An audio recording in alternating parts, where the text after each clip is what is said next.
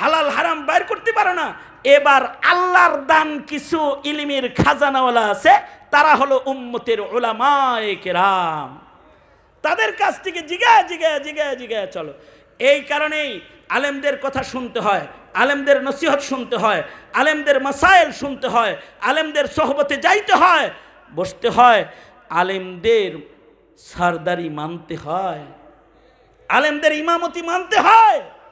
কারণ আলেমদের ইমামত না মানলে 2 রাকাত নামাজ সোজা করে পড়তে পারবে না জাতি, 2 রাকাত নামাজও পড়তে পারবে না।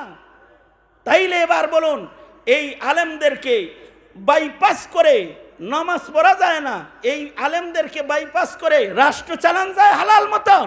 এত সিধা না। উম্মতের সব হালাল আর হারাম নির্বাচনে অস্পষ্ট সুস্পষ্ট করণে আলেমের ভূমিকা কিয়ামত পর্যন্ত থাকবে।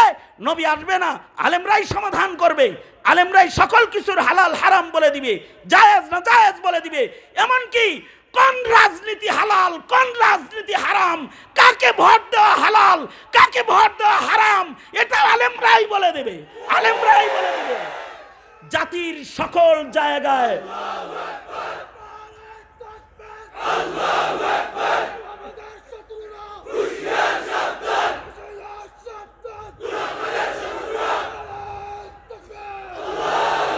সুতরাং জাতির দ্বীনি পথে চলার, সুস্থ পথে চলার কিয়াদত আলেম ওলামার কাছে দিয়েছেন কে? আলেম ওলামাকে এই কিয়াদত দিয়েছেন কে? জোরে আওয়াজ করে বলেন। হ্যাঁ, ওই সময় আলেমদের সিয়াসত নিয়ে অত ধান্দা করা লাগে নাই, যখন সিয়াসতটা পবিত্র ছিল। সিয়াসতটা এখন অপবিত্র করে ফেলেছে, রাজনীতি এখন অপবিত্র করে ফেলেছে। রাজনীতি এখন রাজার নীতি নয়, এখন চোর বাটপারের কাজ হয়ে গেছে, খুনির কাজ হয়ে গেছে। এখন এই মসজিদের ইমামতে যেমন ভাবে আলেমের মাসাইলকে মানা জরুরি হয়, ঠিক সেম রাজনৈতিক এই পটভূমি পরিবর্তন হওয়ার কারণে জাতির সংকটের সিদ্ধান্তগুলোতে উলামায়ে দ্বীনদের মশওয়ারার মূল্যায়ন সময়ের দাবিতে পরিণত হয়েছে, সময়ের দাবিতে পরিণত হয়েছে। এ কারণে তোমাদেরকে বলবো, ঐক্য হবে, এই হবে, সেই হবে, দেশ হবে, অমুক হবে, তমুক হবে।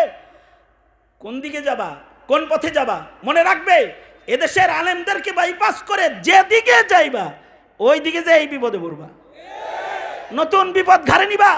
সুতরাং সামনের সময় এই দেশের ভবিষ্যৎ নির্বাচন নির্ধারণের সময়ও উলামায়ে কেরামের সঠিক গুরুত্ব সকলকে দেওয়ার আবেদন জানাচ্ছি। এবং আপনাদেরকেও বলছি, যারা রাজনীতি করেন, উলামায়ে কেরামের ইশারাকে ফলো করেন, উলামায়ে কেরামের মশওয়ারার মূল্যায়ন করেন। আলেম আছে যেদিকে আপনারা সেদিকে, আলেম নাই যেদিকে আপনারা নাই ওই দিকে। এটা হবে জাতির ফয়সালা। আল্লাহ তাআলা আমাদের সবাইকে উলামায়ে দ্বীনদের কদর করার, সময়ের সংকটে উলামায়ে কেরামের ভূমিকাকে মূল্যায়ন করার তৌফিক আমাদেরকে আল্লাহ দান করেন। কথা একটা, সেটা হলো বাউতাবাজির দিন শেষ, সামনে কোরআন সুন্নাহর বাংলাদেশ গড়তেই হবে, গড়তেই হবে। তাছাড়া এই প্রজন্মের আগামীর ইমানি ভবিষ্যৎ বড় হুমকির মুখে পড়ে আছে। এ বিষয়টি খেয়াল রাখার দাওয়াত জানিয়ে আমি আমার সংক্ষিপ্ত কথা এখানেই ইতি টেনে দিচ্ছি। जो कुछ हुआ या रब तेरे करम से हुआ, जो कुछ होगा तेरे करम से ही होगा। আতিক ভাই উনি অনেক যোগাযোগ রক্ষা করে এই মাহফিলে শরীক হওয়ার জন্য বিনীত অনুরোধ করেছিলেন। ওনার অনুরোধ রক্ষায় আমি আমার সংক্ষিপ্ত একটু সময় এই মাহফিলে দিয়ে আপনাদের সাথে শরীক হলাম। হক্কানি বুজুর্গ উলামায়ে কেরাম যারা এসেছেন, আল্লাহ তাআলা সবাইর কদর করার তৌফিক এই মিল্লাতের সাধারণদেরকে আল্লাহ তাআলা দান করেন। এই আবেদন রেখে আমি আমার সংক্ষিপ্ত কথা এখানেই শেষ করছি। ওয়া আখিরু দাওয়ানা আলহামদুলিল্লাহি রাব্বিল আলামিন।